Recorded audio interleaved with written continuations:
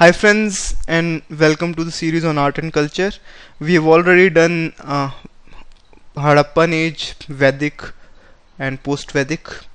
We have understood the society, the cultural influences and the various art forms there. Now let's talk about one of the important things which happened post-Vedic at around 500 BC in between 500 and 400 BC, which was something which changed the course of entire art and culture. It was advent of somebody called Siddharth, right? So Siddharth was son of Mahamaya and Sudodhan of Shakya Sangha, born in Lumbini, Kapilavastu, right? So Mahamaya gave birth to Siddharth and she died, and he was taken care of and he was brought up by another wife of Sudodhan, who is apparently sister of Mahamaya as well.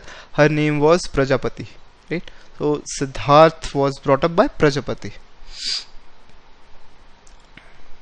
He was married to Yashodhara, right, at the age of 16, and they had a son called Rahul, right? So Rahul was when Rahul was 1 or 2 days of age, Siddharth decided to leave his family life and look for something which is beyond life, right, which is beyond the worldly affairs, which Hindus called moksha, or which Siddharth later on called nirvana, right? So renounced at an age of 29 after encountering 3, or some book says 4 scenes, right? So first was a dead body, scene of old age, and a diseased person, right? So Siddharth, when he was born, there were predictions that he would become sannyasi, right? So Sudodhan was very much worried because he wants Siddharth to take care of the kingdom and all that stuff. So he kept him away from all the miseries of life. So he kept him away from diseases, old ages and dead bodies. He never knew that there is something called aging in human progression, right? So Siddharth didn't know that, and suddenly when he realized that there could be a dead person or old age or disease, and even his plight would be same. He was maybe petrified, or he realized that there might be something which is beyond the worldly affairs, right? So the story goes that he asked his chariot, whose name was Channa, whether these things would happen to him, and Channa said yes, it happens to everybody and it is the fate of every human being. So after listening this, he renounced the world at the age of 29. So he went to many gurus, many sects, to understand what is life, what is beyond. So at that time there were lots of discussions and debates and lots of sects which were there in this country, right? So there were quest for knowledge, there was quest for knowing beyond the worldly affairs, and there were gurus and ashrams which were flourished throughout India, right? So he went to few of them. Few of them are Alar Kalam and Uddak Ramaputta, right? So these were 2 major gurus from whom Siddharth learnt 1 or 2 meditative techniques, right? These gurus then wanted Siddharth as their successor, but he was not satisfied with what he has learnt, so he kept on wandering and wandering to find the ultimate, right? And what is that ultimate? Even Siddharth didn't mention that. And finally, something which changed the course of history, right? It happened to him at an age of 35 under a tree, under a tree which is now called Bodhi tree. It was basically a people tree, right? So he was awakened at an age of 35. That day was Purnima, so it is celebrated as Bodh Purnima in India. So he accepted this, it is a legend which goes that he accepted the food which is basically kheer from a lower caste woman called Sujata, right? So these are few important terms. So Sujata is important name here, right? These might be important, right? Now you don't know about UPSC, so you can actually keep them in memory, right? Once you listen to this video maybe once or twice, you would be able to recall these names, right? So this is the story, right? This is the story of Siddhartha, from Siddhartha to Gautam the Buddha, right? Now what are his preachings and formations of Sangha? So he started preaching from Sarnath, right? He gave his first sermon to 5 of his co-meditators who have ditched him, who thought that he has become brushed, right? Who has thought that he has left the path of meditation and has again gone down to the worldly path. So they have left him, and as soon as Siddhartha realized that what is the truth of life, he approached them at Deer Park in Sarnath, right? And this incident is called Dharma Chakra Parivartan, right? So wheel of Dharma. He took wheel as his symbol. So Buddhist symbol is wheel, right? Then they formed something called Sangha, right? And they gave 3 rules or 3 jewels, which is they took Sharan of 3 jewels, which is Buddham Sharanam Gacchami. Firstly, they go to the Sharan of Buddha, then the Dham or Dharma, which is the eternal truth, they go to the Sharan of this, and then finally to the Sharan of Sangha, right? Sangha is like a school, right? So Buddha formed Sanghs so that the learning becomes easy, the meditation becomes easy, and there are other benefits. For example, there can be discipline, which is very difficult to keep if a person is alone, right? So he formed Sanghas so that there could be a collective meditative effort so that people can actually realize. So Buddha used to preach and visit various places, taught mostly in Pali, right? So which language he taught in? Pali. Remain in the monasteries during rainy season. So entire year he used to roam and wander here and there, but in rainy seasons he used to stay at one particular place, right? Because it's very difficult to travel in rainy season in those days, right? Imagine there are huge monsoons, right? And there was sanghs of 500 or 600 monks who were traveling with him, so it's very difficult to travel. So they were used to rest during the rainy season, right? So he actually roam around in the region which presently forms Bihar and Uttar Pradesh, the western UP and Bihar, right? So in Sanskrit the word Vihar means to wander. So from Vihar the state was given the name Bihar, right? So in rainy season, the first rainy season, he stayed in a place called Veluvan, which was donated to him by so Veluvan at Rajgir, it was donated to him by Bimbisar. Jetvan was another important place at Savathi, which is donated to him by one of the merchants or one of the Vaishyas called Anath Pindika, right? So these are 2. There are many other places like this. So Shravasti also had one garden. There was one near Kapilavastu as well, which was donated by his father. So he used to stay in these places during the rainy seasons or whenever he used to visit these places. So at the age of 35, what he attained was Nirvana, right? And at an age of 80, what he attained was Mahaparinirvan. Mahaparinirvan, according to Buddha, is end of the entire cycle of death and birth, right? So Mahaparinirvana means in general terms death of Buddha, right? So it happened in a place called Kushinagar. So this was basically preachings and teachings, formation of Sangha. So what are the Buddhist teachings? 4 noble truths. There is suffering, right? Jivan dukh hai, dukh ka karan hai, the suffering has a reason. Desire or tanha is the reason for suffering. And the path of dukkha or path of liberation from dukh is that by following the noble 8 path, right? So he gave eightfold path, which he said would relieve you from this dukha, right? So there is a word called tanha here, right? So tanha is defined as desires in Buddhist text. So what he told was middle path.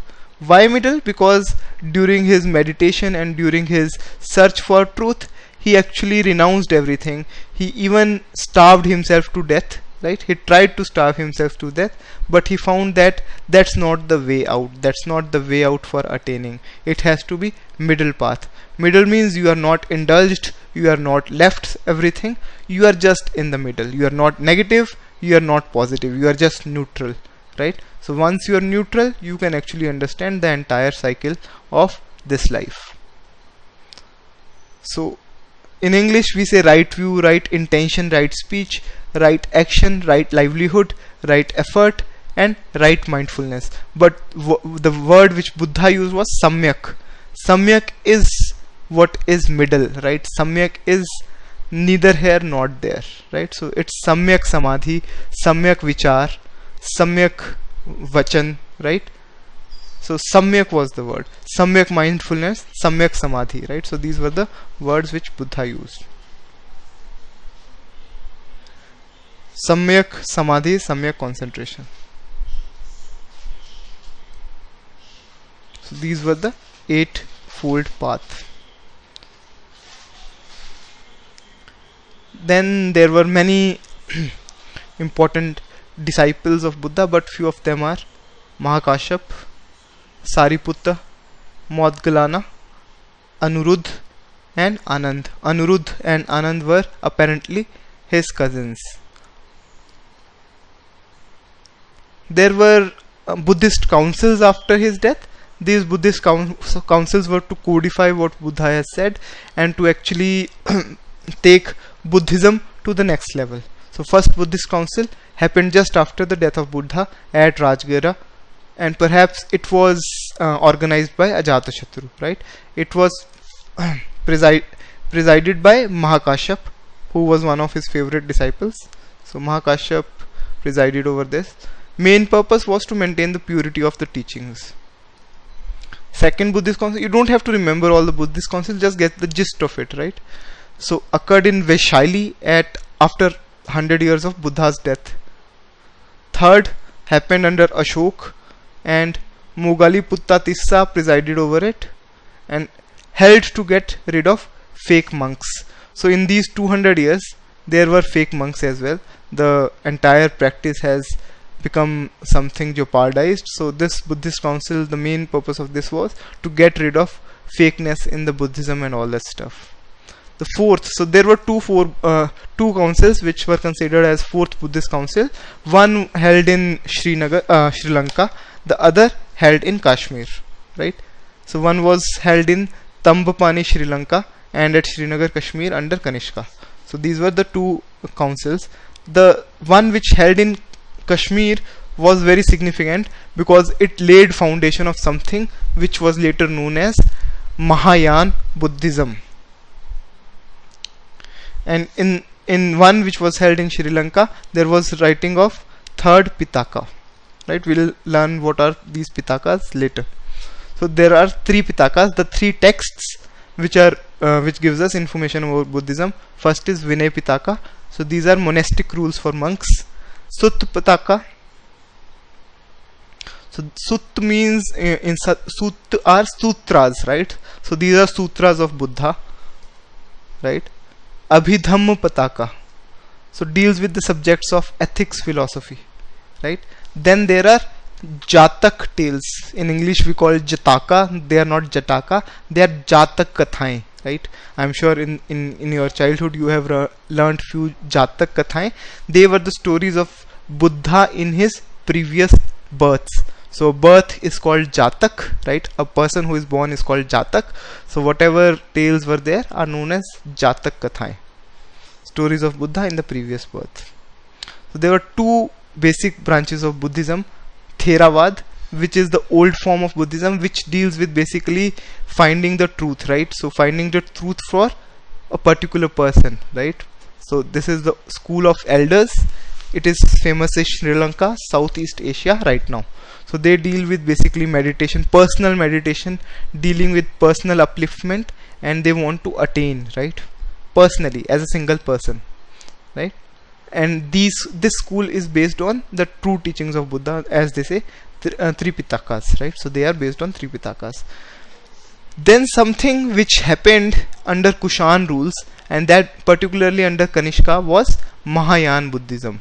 Mahayana Buddhism actually is the Buddhism which we see in Tibet, China, Japan right now, right? So Mahayana Buddhism, Mahayana literally means a greater vehicle, right? So what is a greater vehicle? A greater vehicle in Theravada, a person is responsible for himself only. In Mahayana, a person is not just responsible for himself, but for the entire universe, or for everybody in the humanity. So that is the duty of the Buddhas, or what they call Bodhisattvas, to actually let everybody attain the ultimate truth. So that's why it is called Mahayana, a greater vehicle where everybody can be accommodated, and where everybody should accompany to the ultimate truth. Bangladesh, China, Japan, Korea, Tibet, patronized by Kanishk, right? So concept of statues of Buddha and Bodhisattvas. Till now, till this Theravada Buddhism, there was no concept of idol worship in Buddhism, right? Buddha categorically denied idol worship. He categorically said that there is no need for idol worship. But with Mahayana Buddhism, the true teachings of Buddha went for a toss, and they started using Buddha as a symbolic idol, and they started worshipping him. There were lamps, there were other dhoops and deeps and all that stuff, where they used to worship Buddha. And then there was another concept which they introduced, was the concept of Bodhisattvas. So Bodhisattva comes from two words, Bodhi and Sattva. So Sattva means a drop, or just essence. So all those who has essence of Buddhism, Bodhi, essence of Bodhi. Bodhi means enlightenment, or the ultimate truth. So those people who have essence of Bodhi in them are called Bodhisattvas. Bodhisattvas are also being talked about in Jatak Kathaएं, and because in previous births it is said that Buddha or Gautama has that drop of Bodhi in him, which helped him save many people, right? So that Bodhisattvas in Mahayana Buddhism were conceptualized as few idols, or few people who actually have knowledge, or who actually have capability to enter the nirvana, but they are stopping themselves from doing so, and they are preaching people, and they are helping people to attain the ultimate truth, right? So that's the entire concept of Mahayana Buddhism. So here are few important terms: Nibbana or Nirvana, right? What does this mean? This was a question in UPSC few years back. So Nirvana means blowing of a lamp. So if you see, the entire concept of Buddhism was based on negative connotations, right? So Nirvana, in Hinduism it's moksha. Moksha means finding the God, or finding the ultimate, whereas in Nirvana it's blowing of the lamp, which is negative. Then there is Bhikkhu and Bhikkhuni, order of monks and nuns, and so again it is negative, right? Bhikshu and Bhikshunis are negative. They are dependent on other people. So it's like renouncing yourself, right? Whereas in Hinduism or in Vedic literature, there are Swami and Swaminis, right? Who are actually top of the society. Then there is Mara. Mara was actually a demon, right? Who attacked Buddha at the final moment of his enlightenment, right? So it's just a manifestation of desires, instincts, and or Maya, right? So Maya, in Hinduism it's Maya, in Buddhism it's Mar, right? Apparently Mara is just if you see, it's just opposite of Rama, right? So if Rama is for purification, Mara is for everything which is non-pure. Then the Tanha is desire and lust. Tathagat. So this is an important name of Buddha, Tathagat. So Tathagat means the one who see the things as they are, right? So seer of things as they are. So Buddha was known as Tathagat as well. So Bodhisattva. So Bodhisattva I have already explained. In Jatak tales, it is used to address his previous births. Meaning is drop of Buddhahood. So its meaning is drop of Buddhahood, or a person on the path of Buddhahood, or a person who has capability to attain the Buddhahood, which in Mahayana Buddhism become few idols who helped people to attain the Buddhahood. Then there is a concept of Arhata. So Arhats are all those monks who have almost attained in the order of Buddha. Then the concept of Anatta, which means even soul does not exist. So Buddha categorically denied soul as well as God, right? But he said that there is cycle of birth and death. The viharas, right? These viharas and chaityas are basically not at the time of Buddha. They came much later because the monastic order developed much later. So vihar and chaitya, these are basically related to Mahayana Buddhism, right? So they are basically terms from Mahayana Buddhism. Vihars are those parts of monasteries where monks used to live, right?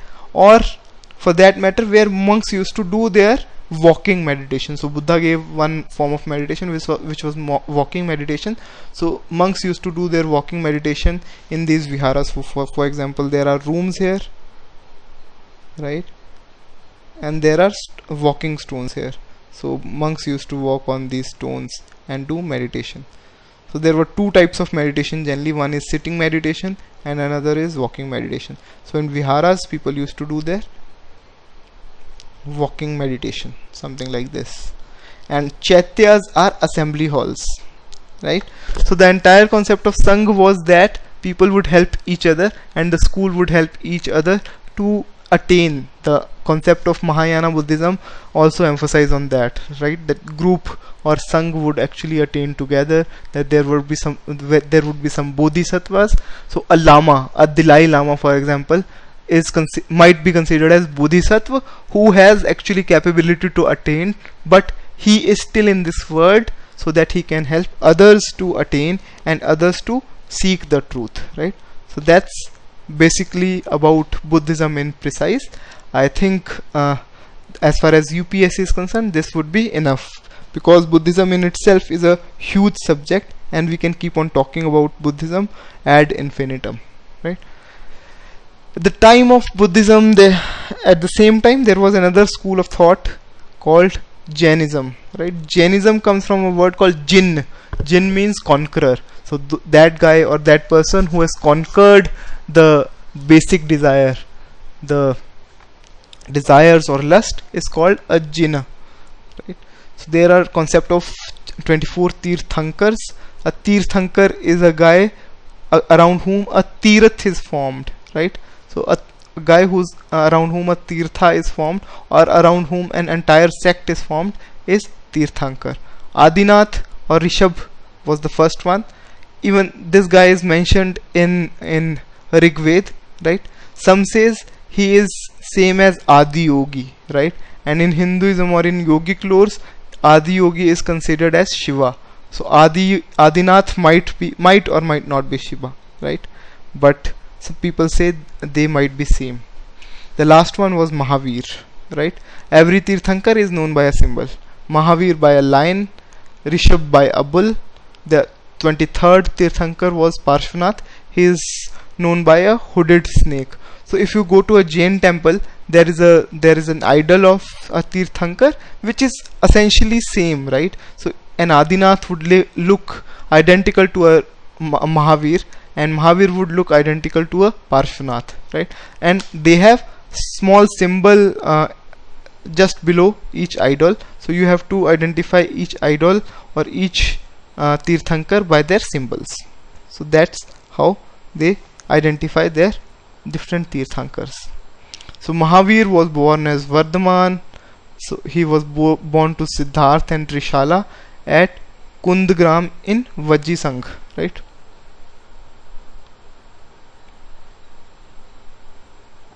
He was he might or might not be married to Yashoda and a daughter, and had a daughter called Priyadarshana. So there are two school of thoughts, Digambar and Shwetambar. Digambar believes that he was not married, whereas Shwetambar believes that he was married. So he renounced the world of pleasures at an age of 30. So 29 and 30 seems to be an important age, and many of us would be hitting that. So maybe we should also plan and renounce the world. Attained at the age of 42, which is known as Kevalya Gyan, right?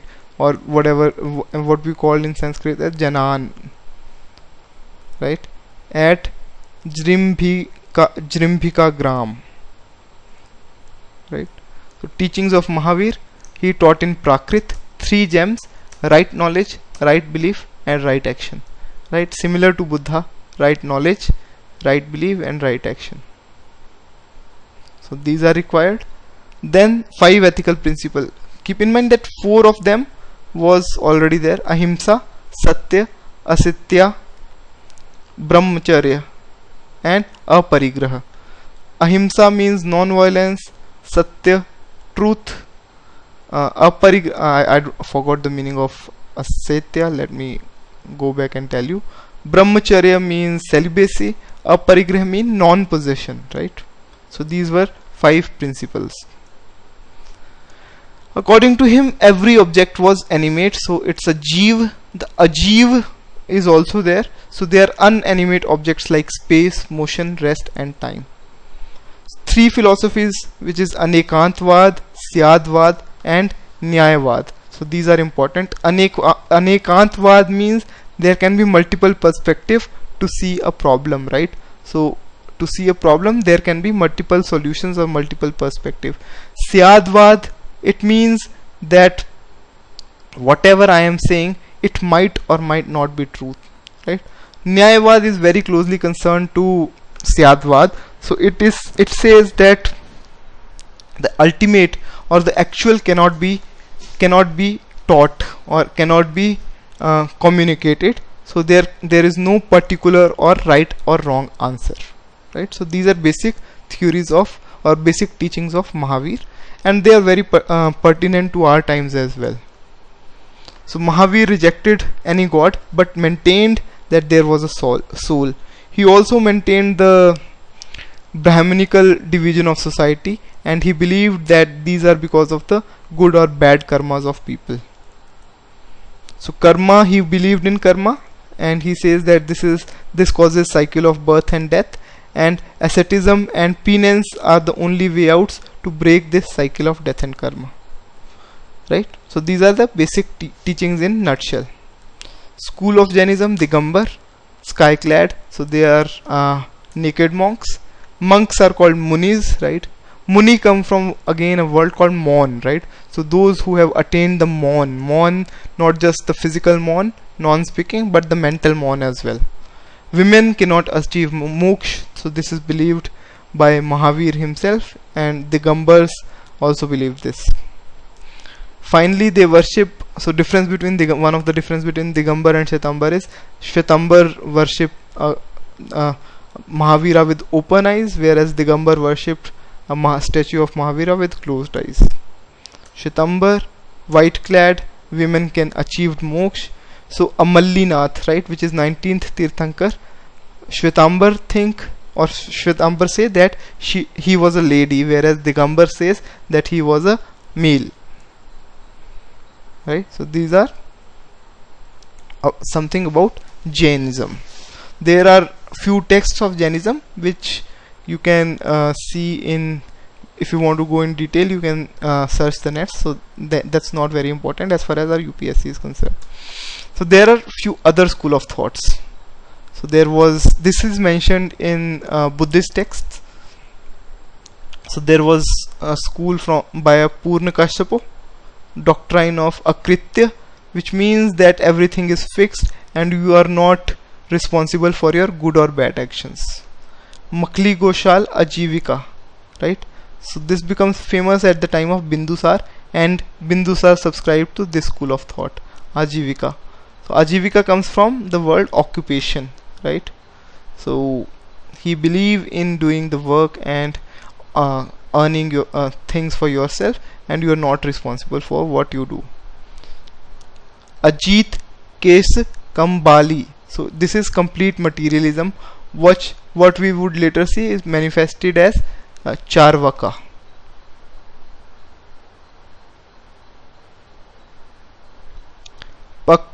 Pakudha Kachayana. So he is atomist.